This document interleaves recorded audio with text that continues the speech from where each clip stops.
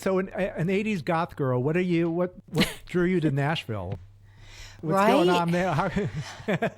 Yeah. It's a strange story. I actually grew up wanting to sing my whole life. I sang. My mom was a music choir director and had studied music. And um, but I met with some unfortunate teachers in my schooling. I'm not going to relive that again. I'm old enough now to sort of move on. But it took me a while to want to get back into singing. And when I moved to Knoxville, which is East Tennessee, um, I discovered open mics and writers' Mm, nights, and just happened to have a neighbor who was going to these things, and wound up really finding a community there, bringing my butt up on stage and singing a cappella because I didn't play any instruments. I would cover other people's songs. And then I wound up realizing that if I want to do this, I've got to figure out or have original songs. And so I started writing. Then I decided around 24, 25, I probably need to play the guitar. Makes life easier to do it, to be able to go out there and do it yourself. So the short story is I wound up going to um, a show in Knoxville where with one of my favorite artists named Susan Ashton. And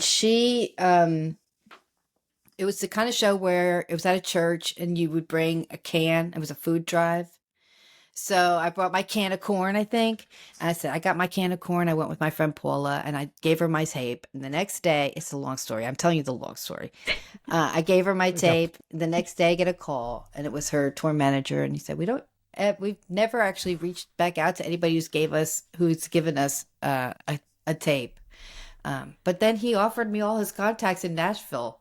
So he really did send it to me. And I literally, like, within 3 or 4 weeks, decided I needed to just sort of just go. Because there wasn't, again, I will reiterate, we didn't have YouTubes. We didn't have, the World Wide Web like, back in, when I first, started out. It wasn't the same.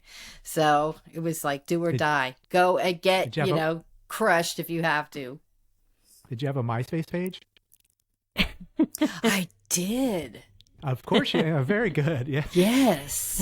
Was that the first introduction to your music, or like this is like where you're sending it out to people, like really putting yourself out there? Um, the first introduction I think was when all the video, television and radio, and being able to have songs on the radio, some radio exposure as well as the videos that were out. We did a video for the Jolene, we did a video for Come to Jesus, and then there was one of a song I wrote called One Moment More, which was the title track of my first album. And having those played on like CMT, VH1, and occasionally MTV, but not a lot because I'm not Mhm. really the demographic for that. Um, was helpful, and that I think then MySpace kind of came out. I don't know. Oh, Yeah, okay. but Yeah. MySpace Yeah. was Yeah. good. It was. We'll get back to MySpace and this record because MySpace was how I was introduced to my biological sister, who contacted me. All right. Yeah.